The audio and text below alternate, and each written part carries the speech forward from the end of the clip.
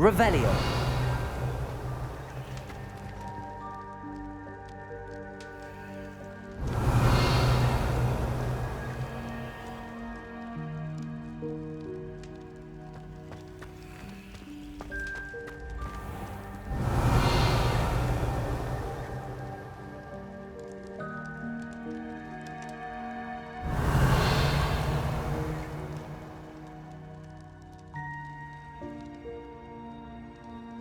Revelio.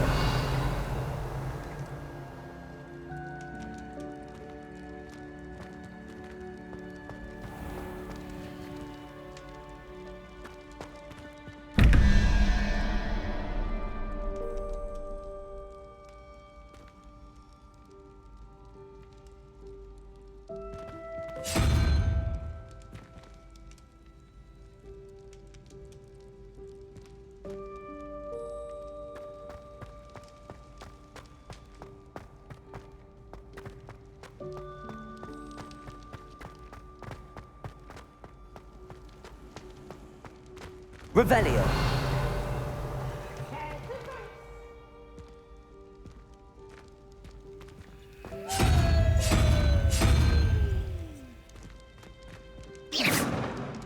Confringo.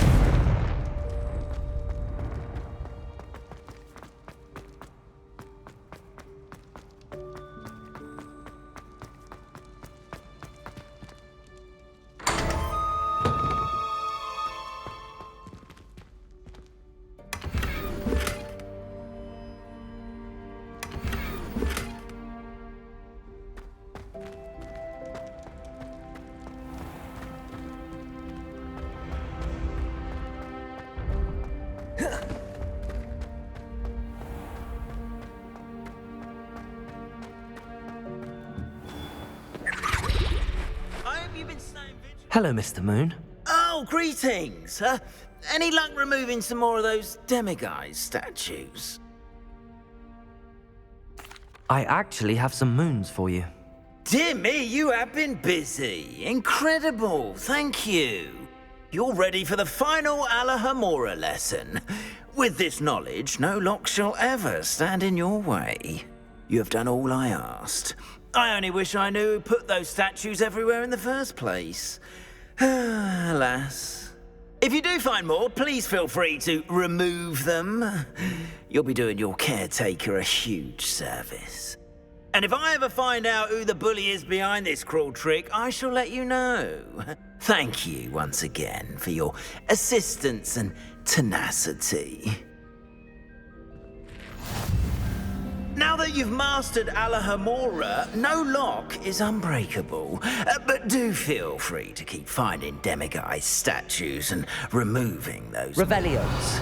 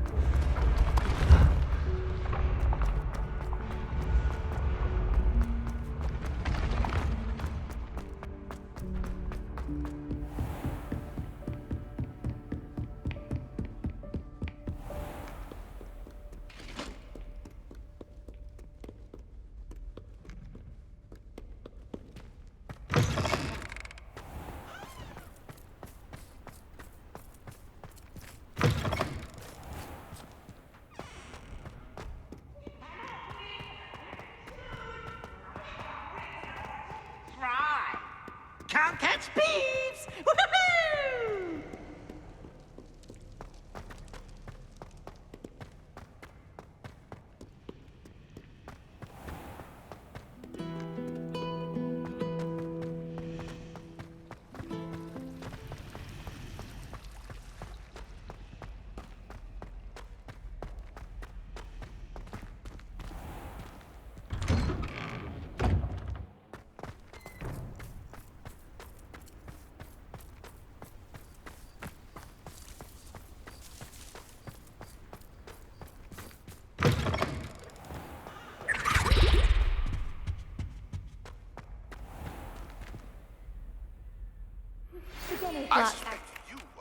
has been interfering with a rather personal matter.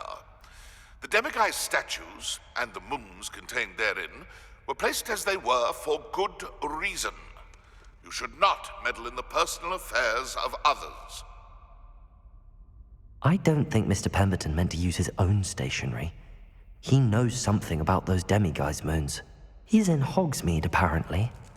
Perhaps I shall pay him a visit.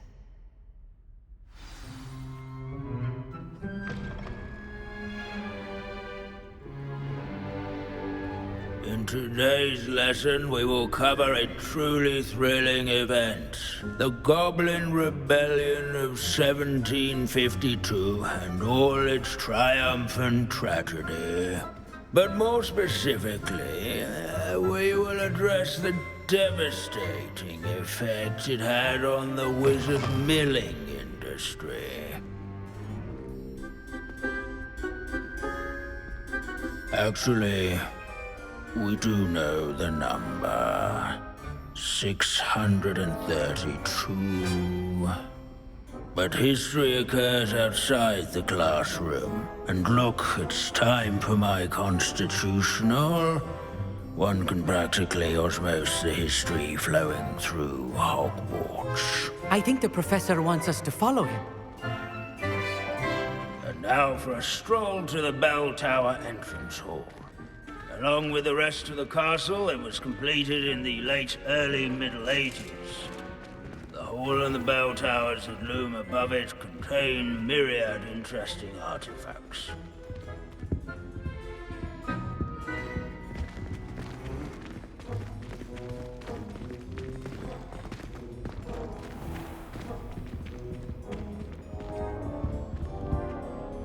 Good to see you again. Recovered from that nasty bout of dragon pox, have we? That wasn't me, Professor.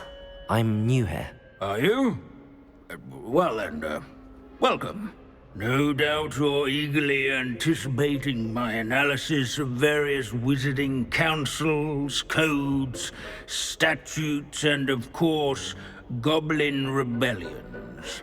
Not all goblins are rebellious. Some venture into wizarding politics, such as Eargit the Ugly.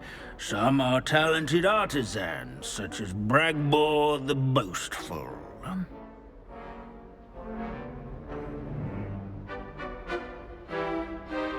Did you say Bragball?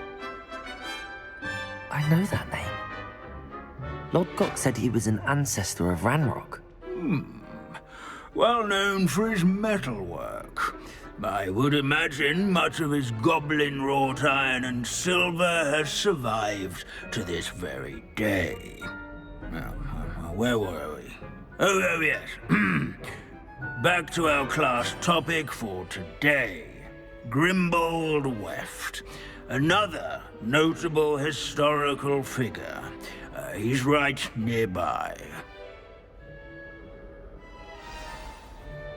Curious students can find him on display here in the Bell Tower entrance hall.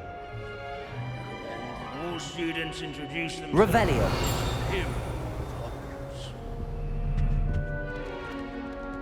This unassuming smudge is rumored to be the location of the very first successful use of Bombarda.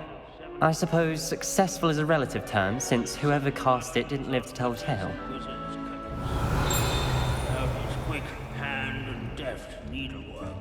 Wagadu's history is, well, a bit different than that of Hogwarts, to say the least. He never strays from the Bell Tower entrance hall. Yes. Can you tell me where I might find Grimbold Weft? Oh yes, Grimbold Weft. Quick with a needle and thread, that one. He's a fascinating artifact of the Goblin Rebellion of 1752. At any rate, he can be found nearby, perched in his case. Revelio.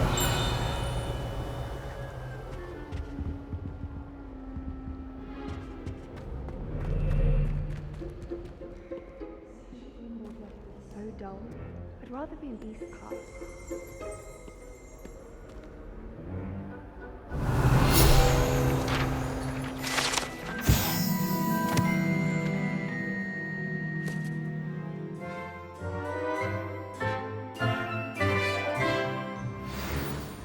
Oh, yes. I see you found Grimbold Weft.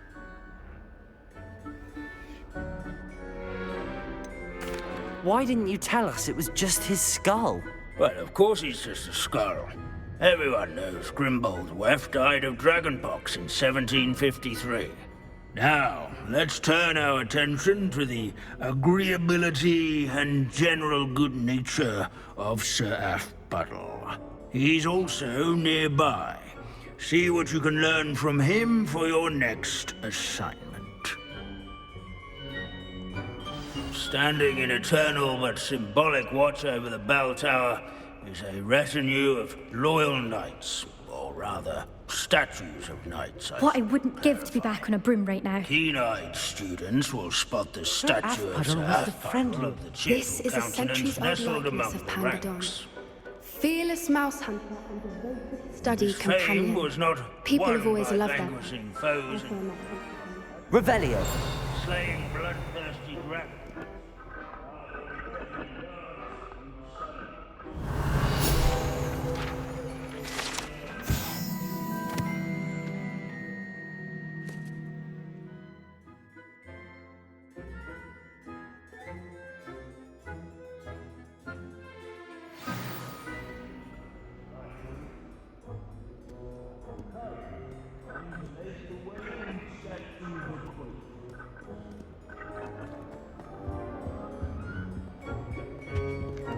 At least we're out of the classroom.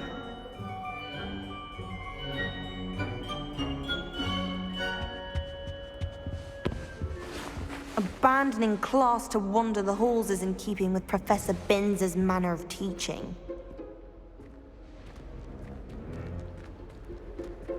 As one would expect, Hogwarts contains no narthexes, since obviously those would not be found in castles.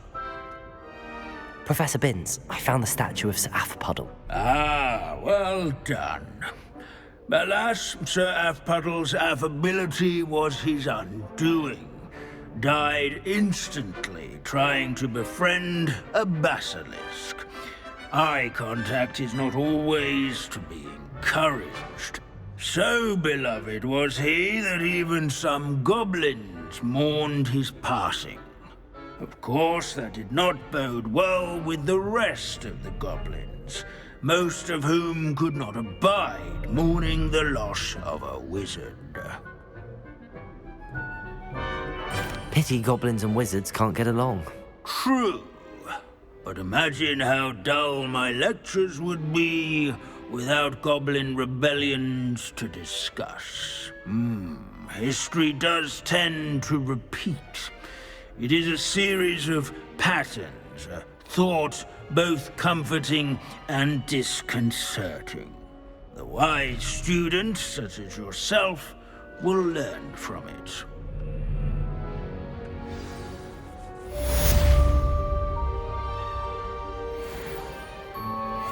History is written by those who do their schoolwork, so they say. Or at least, I like to say that.